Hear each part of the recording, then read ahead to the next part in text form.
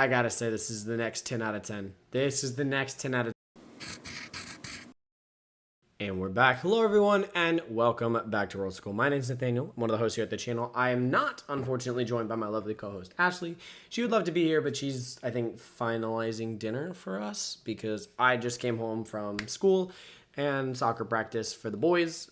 So teaching, because I'm a teacher, and soccer practice. So you guys are getting post-soccer practice coach Nathaniel here. And, yeah, I apologize if my voice is a little gone from yelling at the boys.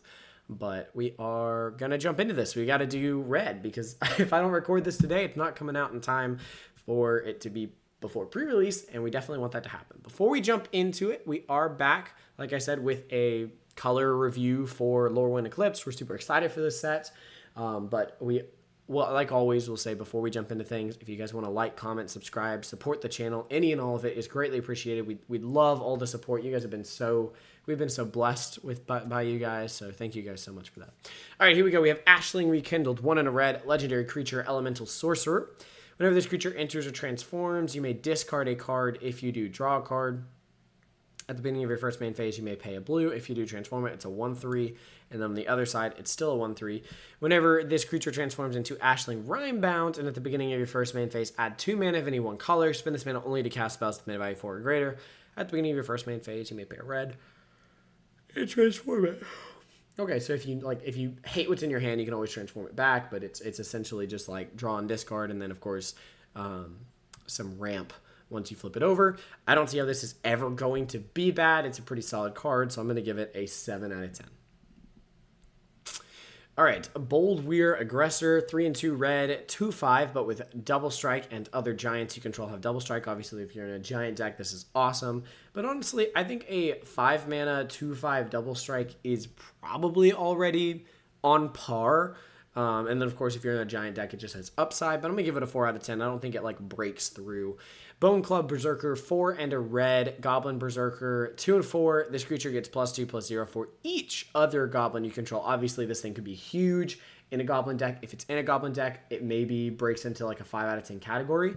But generally speaking, this is a relatively risky card. It requires you to have other goblins on the board. I don't like that. I don't like playing a 4 mana 2/4 if I don't have other things to beef it up. So the upside doesn't necessarily outweigh the downside. And because of that, I'm going to give it a 3. I'm not huge on that card. Boulder Dash, 1 in a red sorcery. It deals 2 damage to any target, 1 damage to any other target. I mean, this is pretty decent removal. There's a chance you remove 3 things with this. Not 3 things, sorry. 2 things with this. However, you cannot stack it and do 3 damage to 1 thing. So you do have to keep that in mind. Excuse me. I do think that often what we'll see is this be used to remove something with 2 damage, to basically shock it, and then deal 1 damage basically to face, because why waste it? Which is fine, but then I would have liked to see this at 1 mana because of that. So it's going to bring it down a little bit, especially at uncommon for me. So I am going to call this a 3 out of 10. Not huge on that removal specifically. Very big on removal in general. Think removal should be a really, important thing that people should have a lot of, but it is what it is. All right, 3 mana, 4/5, but it will enter as a 2/3. You can pay 1 in a red to remove a counter from this, and target creature can't block this turn. Not a bad spot to put counters, but nothing crazy. 4 out of 10. Burning Curiosity, 2 in a red sorcery. Add an additional cost to cast this spell. You may blight 1. Exile the top 2 cards of your library. If this spell's additional cost, exile the top 3. Until the end of your next turn, you may play those cards. I mean, not bad. We do like cards that draw, and of course, Impulse Draw is close to card draw, so it's fine. I'll give it a 4 out of 10. Champion of the Path, 3 in a red elemental sorcerer. As an additional cost, cast a spell, you have to behold an elemental and exile it. So this is this card, but for red. We've seen a bunch of these. Whenever another elemental you control enters, it deals damage equal to its power to each opponent. That's pretty strong. When this creature leaves the battlefield, return the exile card to its owner hand. So 4 mana for a 7/3, and you get that benefit. It's probably worth the card being gone. Every time, man, I'm always yawning a lot. But I don't know if this stands out at rare. I think I'm going to give it a 6 out of 10. All right, Sender Strike, 1 red, sorcery, as an additional cost, cast a spell. You may blight 1. Deals 2 damage to target creature. This is exactly what I want to see, although it is at sorcery speed, but hey, we'll take it. And then it deals 4 damage to that creature instead if the blight was spent, which is really nice, especially if If you've got to take out something bigger, I like this a lot. There's a chance this is even better than I think, so I'm going to give it a 5 out of 10. I feel like this is going to be really strong.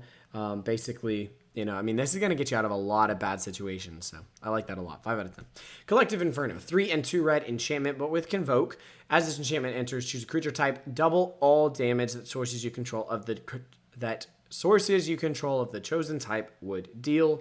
That's really big. Notably, it does say sources, not creatures. So if you happen to have like a kindred sorcery of that type, it would actually work, which is really interesting.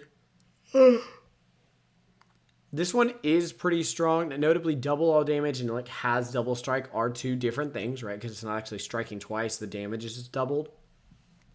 I do like that this has Convoke, but it definitely feels quite Win Mori.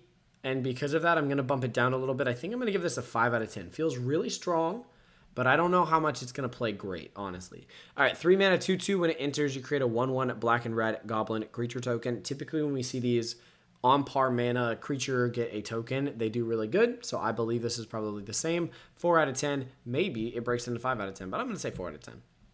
End Blaze Epiphany. This is X and a red. It deals X damage to target creature. When this creature dies this turn, exile a number of cards from the top of your library equal to its power. Then choose a card exiled this way. Until the end of your next turn, you may play that card. So you only get to choose one.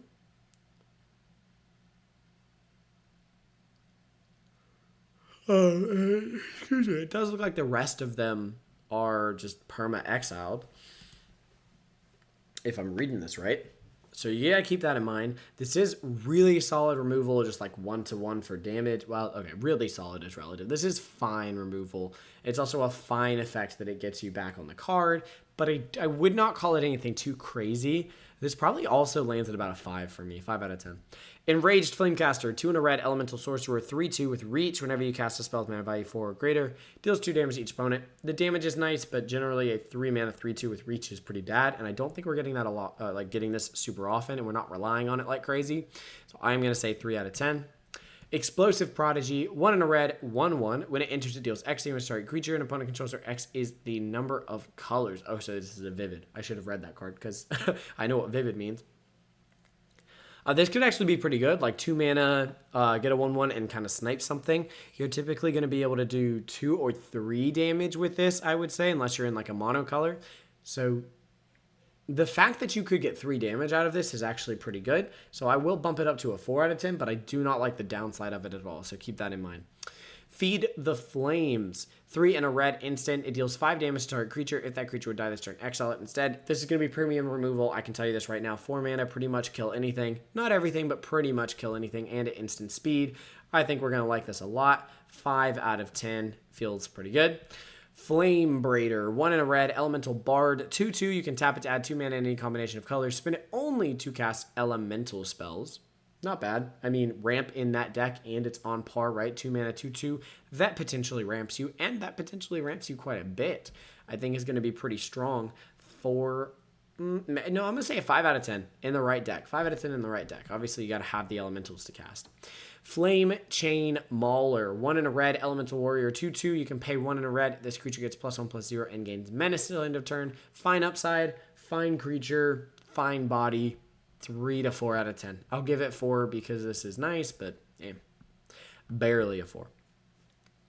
Flamekin Guildweaver, 4/3 trample. When it enters, create a treasure token. I do like the enter ramp of this card. Obviously, it's a 1-use ramp, but I do like it. That being said, the body is fine. I'd like to see it a little bit higher. Now, of course, I feel like that would be a really good card if we saw it higher, so that's fair. Oh, excuse me. On a common, I do like this a lot because you're going to be able to get this pretty consistently, and it's an elemental, so enough to give it a 4 out of 10. Giant Fall, 1 and a red, instant, target creature control deals damage equal to its power to target creature and opponent controls. Again, punch spells like this tend to do really good. I like that this one's in red. Or destroy target artifact is just really good upside. Both of those at instant speed. This is going to be premium removal, 5 out of 10. Goat Nap, 2 and a red, sorcery, gain control of target creature until end of turn. Untap that creature, it gains haste till end of turn. If that creature is a goat, weird, it also gets +3/+0 until end of turn. Not great. This is way too much mana, in my opinion, to pay for Active Treason, and I just don't think Active Treason does crazy stuff anyways. Obviously, there'll be moments of upside, but 3 out of 10. It's playable, but 3 out of 10. Goliath Daydreamer. 2/2 red, giant wizard, 4/4. Whenever you cast an instant or sorcery spell from your hand, exile that card with a dream counter on it instead of putting it into your graveyard as it resolves. Whenever this creature attacks, you may cast a spell from among cards you own in exile with dream counters on them without paying its mana cost.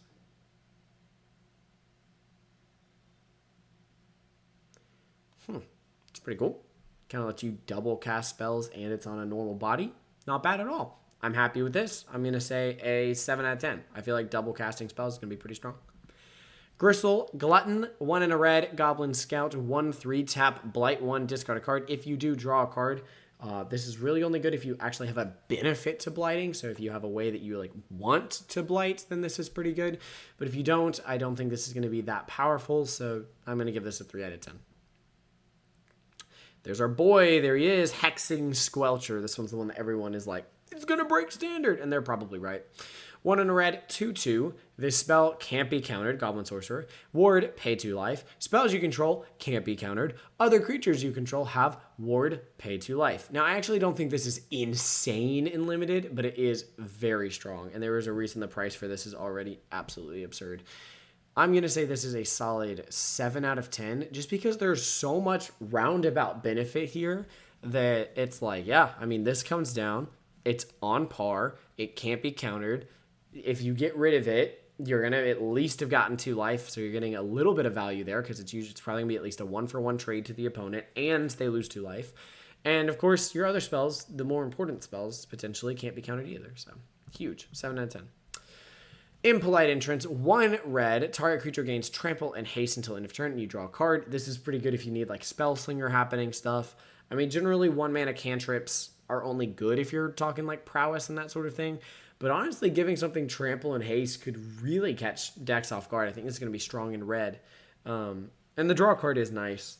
So, 4 out of 10, but hey, you know, not bad for a cantripy effect. Kindle the Inner Flame, 3 in a red, Kindred Sorcery Elemental. Create a token that's a copy of target creature you control, except it has haste. And at the beginning of the end step, sacrifice this token. And then you can flash back if you behold 3 elementals. So obviously this is really strong in an elemental deck, but keep in mind that normally what you're doing here is pay 4, create a token for the 1 turn, which is not great unless that's getting you lethal. So because of that, I'm a little hesitant on this card. I think it's going to be a 3 out of 10 for me.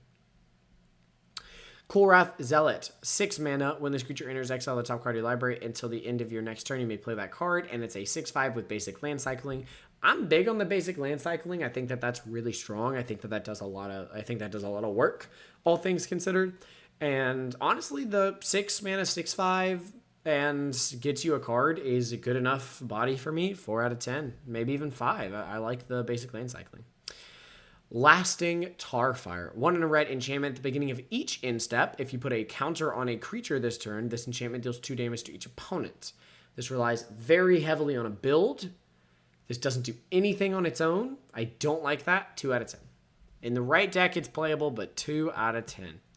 Lava Leaper, 4 mana, 4/4 elemental. All creatures have haste. That's interesting. Affects the whole board. Whenever a player taps a basic land for mana, that player adds 1 mana of any type that land produced. Just what we needed. More mana ramp. I mean, this ramps everybody. So generally speaking, you can benefit from it more. But this is not that great of a card. I mean, if you can build around it and construct it, great. But in limited, I'm going to say this is a 4 out of 10. I don't even know if I really want to be playing this, but it is what it is. All right, Meek Attack. 2 in a red enchantment. You can pay 1 in a red. You may put a creature card with total power and toughness 5 or less from your hand onto the battlefield. That creature gains haste. At the beginning of the next end step, sacrifice that creature. So this is in case you have a creature with an insane attack ability, or in case you have, like, this is... And total power and toughness really screws this over as well. I mean, this is just a really bad sneak attack effect, right? Like, that's what this is. And I mean, it's going for money for some reason, but it's obviously only going for money in Constructed. And this is horrible in Limited. Do not play this card. Do not ever touch this card. A 0 out of 10 if I could. 1 out of 10 because that's what's actually on the scale. Reckless Ransacking. I love the art on this card. This is beautiful art on this card. Reckless Ransacking. 1 and a red instant. Target creature gets +3/+2 until end of turn, and you create a treasure token. I love that this creates a treasure token. I love the ramp off of it. I mean, this is 2 mana, 1-time ramp, and you might get a really big benefit off of it. So I really like that a lot. This bumps up to 4 out of 10, man. Combat tricks are really starting to make a comeback. Scuzzback Scrounger. 1 and a red, 3/2 at the beginning of your first main phase. You may blight 1 if you do create a treasure token. Love that because you don't have to. So this is just 2 mana, 3/2, and you might have the benefit of some seriously good ramp. I think this is really strong. 6 or 7 out of 10. Don't know where to land it yet. Maybe 7, but at least 6. 1 and a red, Seer deals 4 damage to target creature or planeswalker. 2 mana, instant speed, deal 4 damage to creature. Premium removal. Premium. So I will call that a 5 out of 10. Sizzling Changeling, 2 and a red, Shapeshifter Changeling, 3/2. When this creature dies, exile the top card of your library. That's not bad, actually. I like that when it dies, you get an Impulse Draw is pretty solid. And it goes into all of the Shapeshifter decks. I'm going to... that might borderline be a 5 out of 10. I don't know. That's getting up there. All right, Soulbright Seeker, 1 red, Elemental Sorcerer, 2/1. When you cast it, you can either behold an elemental or pay 2. So this is this equivalent because we've seen this in all the other cards as well. 1 red, target creature control gains trample until end of turn. If this is the 3rd time this ability has resolved this turn, add 4 red. That's pretty cool. So you can do that 3 times and get more mana out of it, which is really cool, all things considered. Because it doesn't say, like, I don't think you have to target a different creature. So if you have 3 red, you can just straight up pour 3 red into it to get 4 red, which is like a way to use this creature as ramp. However, you do have to be able to behold an elemental, so keep that in mind. Brings it back a little bit. 4 out of 10, maybe bordering on 5.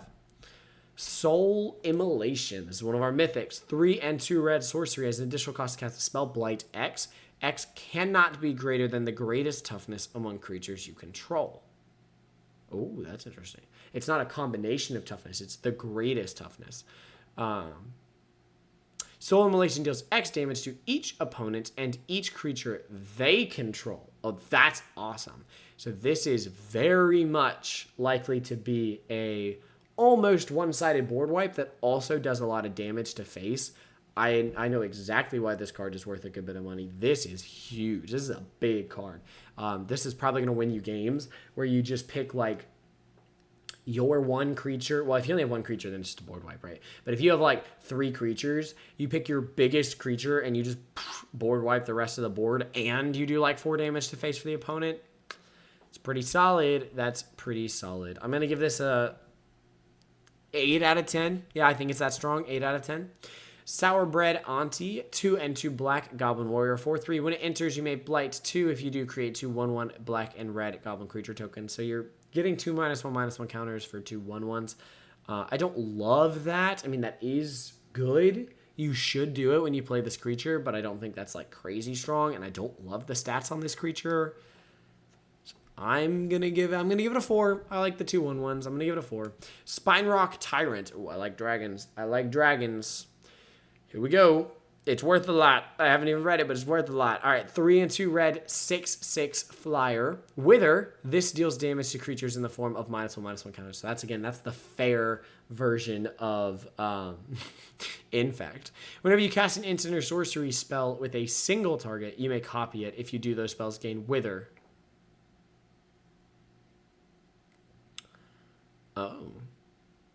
Oh, and the copy's going to gain Wither too. That's insane, by the way. 5 mana, 6/6 flyer with Wither and this other stuff. I got to say, this is the next 10 out of 10. This is the next 10 out of 10. You want this guy. Spine Rock Tyrant. There he is. 10 out of 10. Banger. And look at that art. Oh, I want it already. Although I'm actually not sure if it goes great in Ur-Dragon. Just because I don't know how many single target instants of sorceries you're casting. Probably enough. I don't know. Squawk Roaster, it's obvious 10 out of 10 on that previous one. Squawk Roaster, 3 and a red, creature elemental with double strike. Vivid, its power is equal to the number of colors among permanents you control. Okay, so this is probably a 4 mana 2/4 double strike or a 4 mana 3/4 double strike. I'm actually okay with that as long as you're consistently in 2 colors. I think you can get away with it. This is another one that I'm like, all right, the Vivid doesn't kill it. I'll give it a 4 out of 10. Sting Slinger, 2 and a red, creature, Goblin Warrior, 1 and a red, tap, Goblin Warrior 3/3, 1 and a red, tap, blight 1. This creature deals 2 damage to each opponent. You're never really going to want to do that unless you benefit from blight. I'm gonna say a 3 out of 10. I feel like this could be better. I'm not in love with this guy. Tweeze. Ow. Oh, ow. What an art. What an art. That's crazy. 2 and a red instant, deals 3 damage to any target. You may discard a card if you do draw a card. That's fine. Nothing crazy. 4 out of 10. I think it'll be decent removal, but not as premium as some of the other stuff we've seen. All right, last one but not least, hopefully. Warren Torchmaster, 1 and a red, Goblin Warrior, 2/2, so 2 mana, 2/2. At the beginning of combat on your turn, you may blight 1. When you do, target creature gains haste until end of turn. I don't imagine I'm ever blighting 1 for haste unless I'm genuinely benefiting on blighting 1. 3 out of 10. Bit of a disappointment for me on that one, honestly. I mean, the haste could be useful in very specific situations, but generally speaking, this is often going to be a 2 mana, 2/2, which is not great. 3 out of 10. All right, that is the red cards. If you guys enjoyed it, let us know down in the comments below. Please let us know what you think. What cards did I get right? What cards did I get wrong? If you are partaking in pre-release, let us know if you're excited about that, what you think you're going to build, what you hope you get to build, any and everything down in the comments below. We really appreciate it. We look forward to seeing you guys in whatever comes next. Like I said, if you want to support the channel, like, comment, subscribe. Any and all of it is greatly appreciated, and it really does mean the world. We've been so blessed by all of you guys, so thank you for all the love and support. We'll see you guys in whatever comes next, but until then, may those rolls be ever in your favor. We'll see you guys next time. Peace out. Bye, y'all.